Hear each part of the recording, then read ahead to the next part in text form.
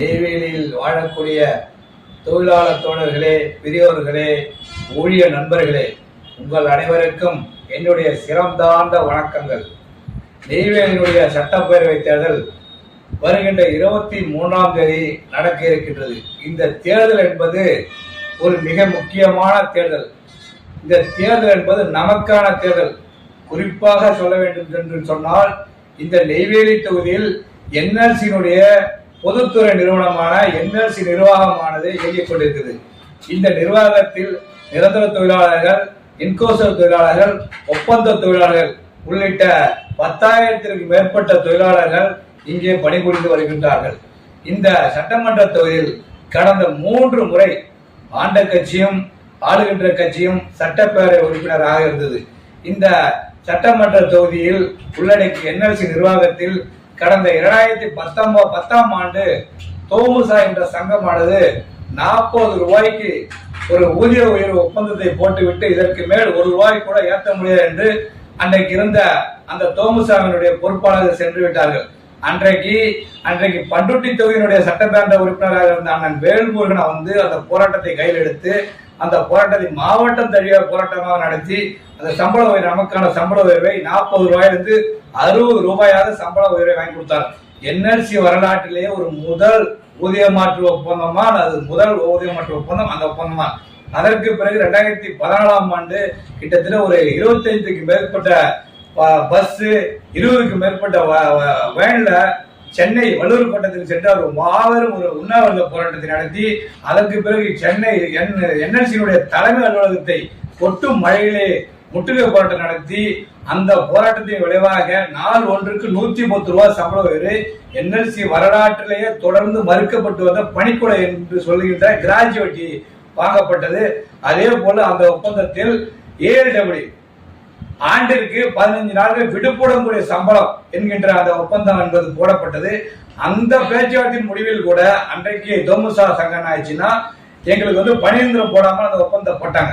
ஆனா நாங்க என்ன பண்ணிட்டோம், பணிநிரந்தரம் அந்த ஒப்பந்தத்திலே போட வேண்டும் என்று வலியுறுத்தி அந்த ஒப்பந்தத்தில் கையெழுத்து போடாமல் அண்ணன் வேல்முருகன் அவர்களின் தலைமையிலான தொழிலாளர் வாழ்வுரிமை சங்கம் அந்த ஒப்பந்தத்திலிருந்து கையெழுத்து போடாமல் வெளியேறி வந்து போராட்டம் செய்து அதன் பிறகு 2019ஆம் ஆண்டு அன்றைக்கு வந்து தமிழக வாழ்வுரிமை கட்சியினுடைய தலைவராக அண்ணன் வேல்முருகன் அவர்களின் தலைமையில் 9/9/2019ஆம் ஆண்டு கிட்டத்தட்ட ஒரு 2300க்கு மேற்பட்ட ஒப்பந்த தொழிலாளர்களை திரட்டிக் கொண்டு என்எல்சியினுடைய தலைமை அலுவலகத்தில் முற்றுகை போராட்டம் நடத்தி வேலை நிறுத்த அறிவிப்பு கடிதம் கொடுத்து அதன் விளைவாக கிட்டத்தட்ட ஒரு 11 சுற்று பேச்சுவார்த்தை நடத்தி அந்த பேச்சுவார்த்தையிலேயே கடந்த 2014ஆம் ஆண்டு எப்படி கிராஜுவேட்டியை நம்ம வாங்கணுமோ அதே மாதிரி கடந்த 90களில் நிறுத்தப்பட்ட அந்த பணிநிறுத்தத்தை பேசி அந்த ஒப்பந்தத்தில் வாங்கணும். 3183 பேரை சொசைட்டியில் இணைத்தோம்.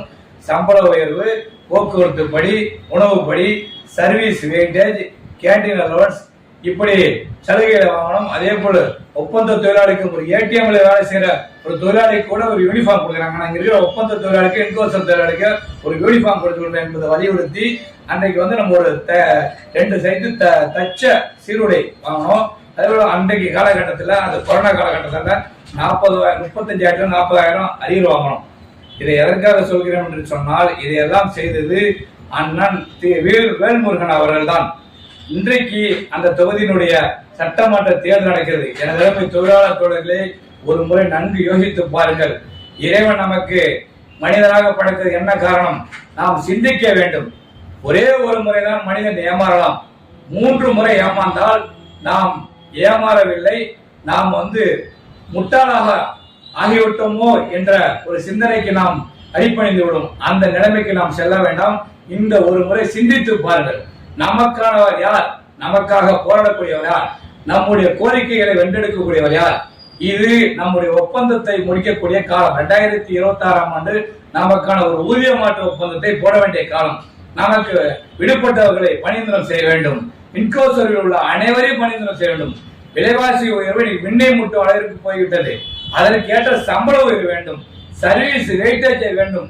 பதவி உயர்வு. இன்னைக்கு நம்ம பார்த்தீங்கன்னா செய்யாத வேலை உள்ள மைண்ட்ஸ்ல பக்கெட் வெல் மிஷின் ஓட்டுறோம், டோசர் ஓட்டுறோம், பைப் லைன் ஓட்டுறோம், லாரி ஓட்டுறோம், ஜீப் ஓட்டுறோம், வெல்டா இருக்கும், எலக்ட்ரீஷியனா இருக்கும். இன்னைக்கு பார்த்தீங்கன்னா கம்ப்யூட்டர் ஆபரேட்டர் இருக்கும். பலதரப்பட்ட வேலைகளை செய்தாலும் நமக்கு நிர்வாகம் என்பது யுஎஸ்கே என்ற கிரேடை கொடுத்து நம்மளோட பதிவு உயிர் எல்லாம் வச்சிருக்காங்க. அந்த பதிவு உயர்வை நம்ம 5 ஆண்டுகளுக்கு ஒரு முறை வாங்க வேண்டும்.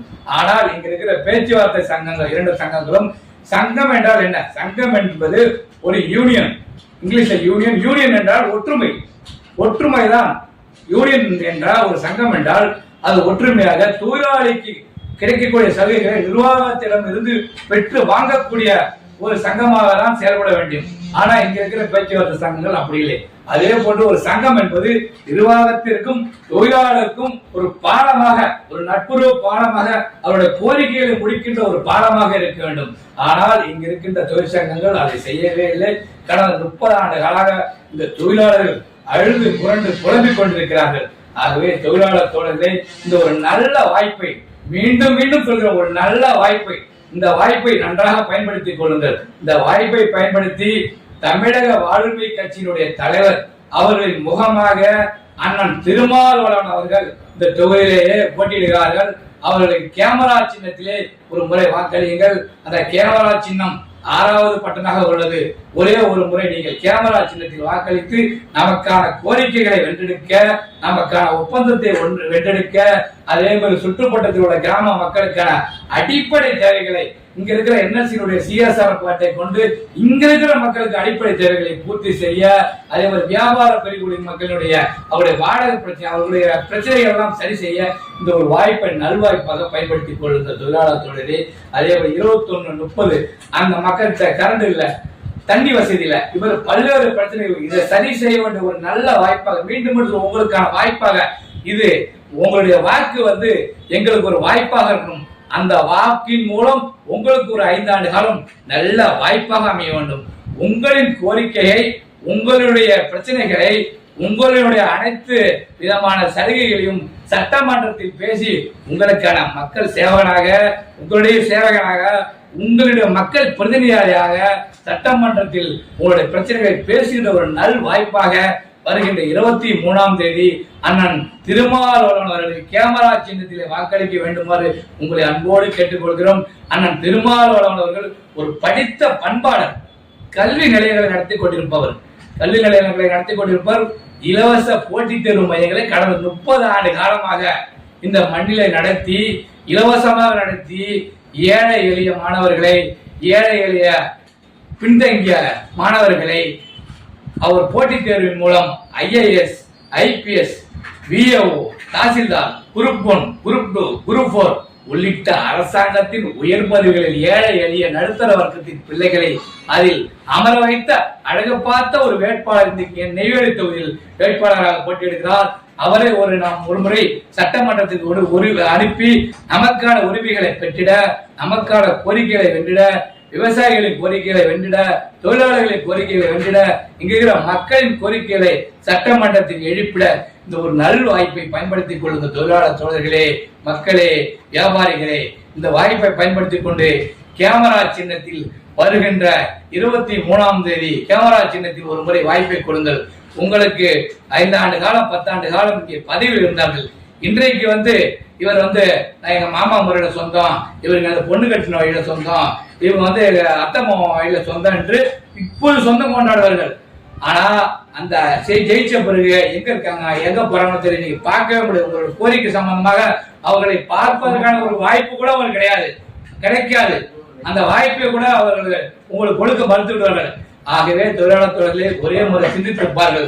10 ஆண்டு காலம் பதவியில் இருந்தார்கள். ஒரே ஒரு கோரிக்கை கூட என்எல்சி கோரிக்கை, என்எல்சியுடைய தொழிலாளர்களுக்கு பேசி என்எல்சி நிர்வாகத்திடம் முடித்துக் கொடுக்கவில்லை. அதே போல என்எல்சி பல கட்ட போராட்டங்கள் நடந்தது.